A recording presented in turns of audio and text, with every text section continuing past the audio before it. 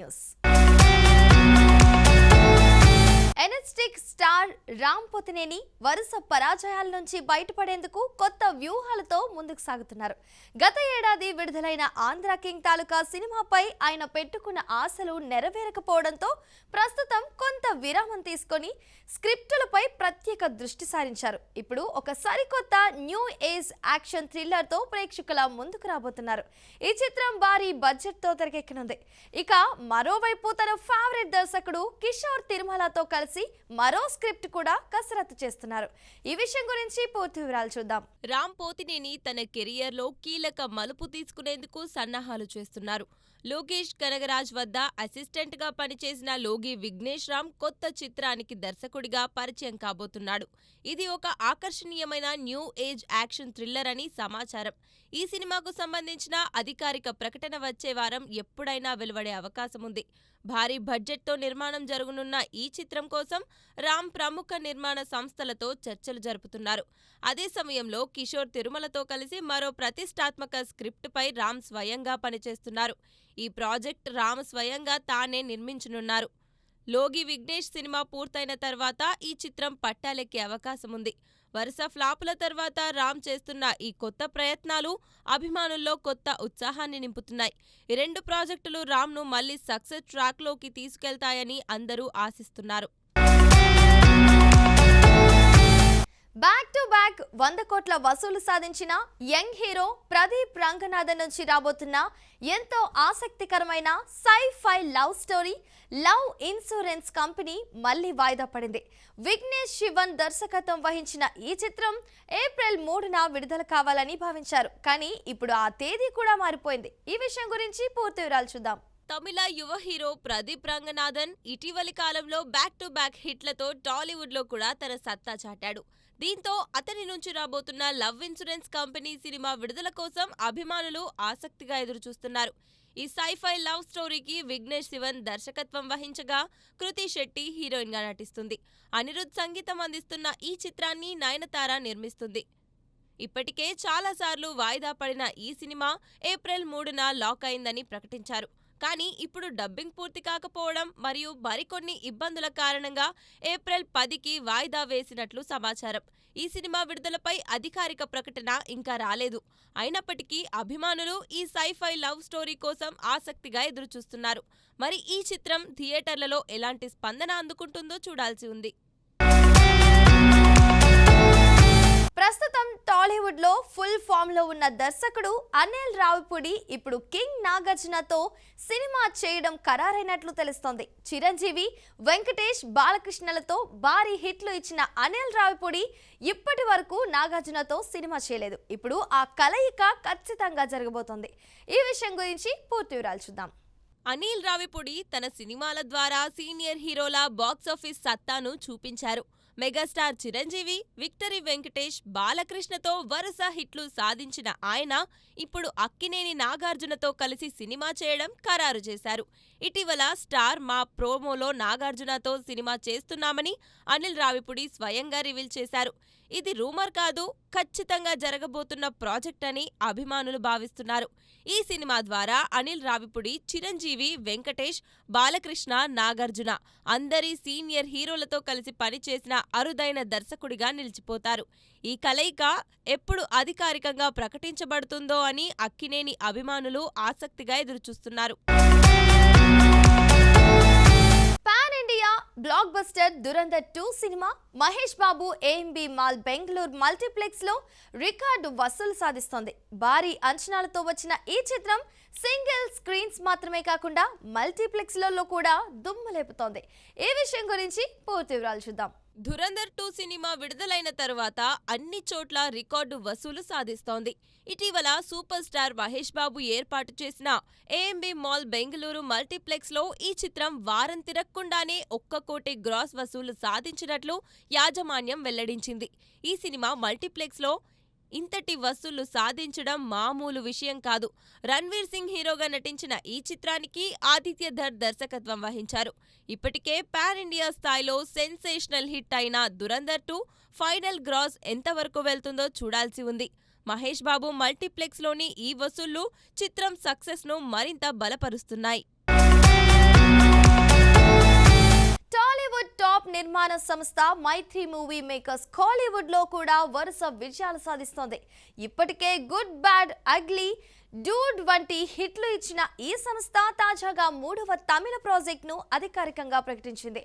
హీరోగా సూరి నటించనున్న ఈ చిత్రం మాస్ యాక్షన్ డ్రామాగా రూపొందుతోంది. ఈ సినిమా గురించి పూర్తి వివరాలు చూద్దాం. మైత్రి మూవీ మేకర్స్ తమిళ సినిమా రంగంలో క్రేజీ సక్సెస్ సాధిస్తోంది. ఇప్పుడు వారు 3వ తమిళ చిత్రాన్ని అధికారికంగా ప్రకటించారు. ప్రముఖ నటుడు సూరి ఈ చిత్రంలో లీడ్ రోల్ చేస్తున్నాడు.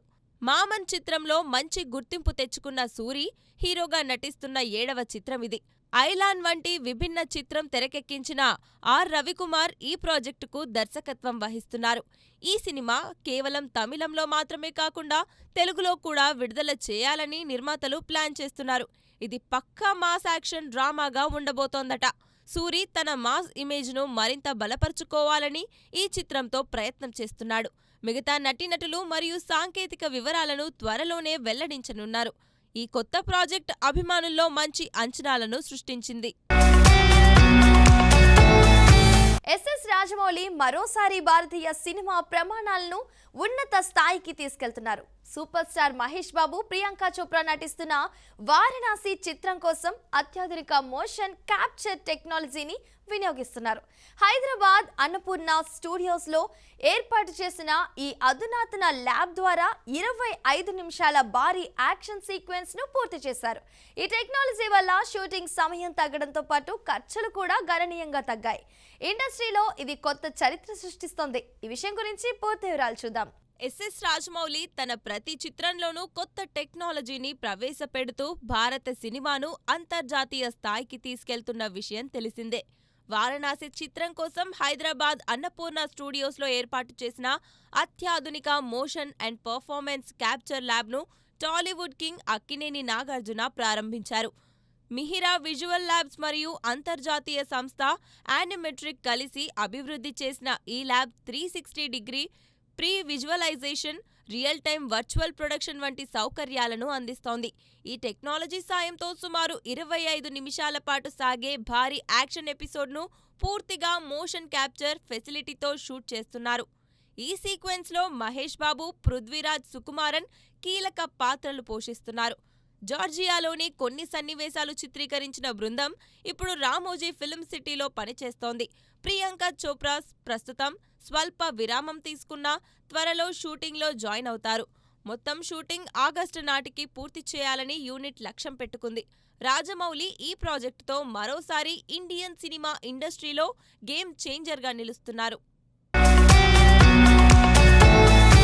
దేవా కట్ట తన తదుపరి చిత్రం గురించి స్పష్టత ఇచ్చారు. పవర్ స్టార్ పవన్ కళ్యాణ్ తో సినిమా చేస్తున్నారనే వార్తలను ఆయన ఖండించారు. అయితే భవిష్యత్తులో ఆయనతో కలిసి పనిచేయడం తన కల అని వెల్లడించారు. ప్రస్తుతం రాజకీయేతర కథపై దృష్టి పెట్టినట్లు తెలిపారు. ఈ విషయం గురించి పూర్తి వివరాలు చూద్దాం. టాలీవుడ్లో వైవిధ్యభరిత చిత్రాలకు పేరుగాంచిన దేవా కట్ట తన నెక్స్ట్ ప్రాజెక్టుపై సోషల్ మీడియాలో వచ్చిన ఊహాగానాలకు చెక్ పెట్టారు. పవన్ కళ్యాణ్తో సినిమా చేయబోతున్నారని వచ్చిన వార్తలపై స్పష్టత ఇస్తూ ఆయన మాట్లాడారు. పవన్ స్టార్తో కలిసి పనిచేయడం తనకు ఎప్పటికీ అద్భుతమైన కల అని చెప్పారు. గత చిత్రం రిపబ్లిక్ ఐడియా కూడా పవన్ కళ్యాణ్ను దృష్టిలో ఉంచుకునే వచ్చిందని వెల్లడించారు. భవిష్యత్తులో ఇద్దరికీ నచ్చే కథ కుదిరితే తప్పకుండా సినిమా చేస్తామని ఆయన అన్నారు. ప్రస్తుతం తాను రాజకీయేతర స్క్రిప్టుపై పనిచేస్తున్నట్లు తెలిపారు. అద్భుతమైన ప్రతిభ ఉన్న వ్యక్తులతో కలిసి కొత్త కథను సిద్ధం చేస్తున్నానని, వైవిధ్యమైన ఆలోచనలను అన్వేషిస్తున్నానని చెప్పారు.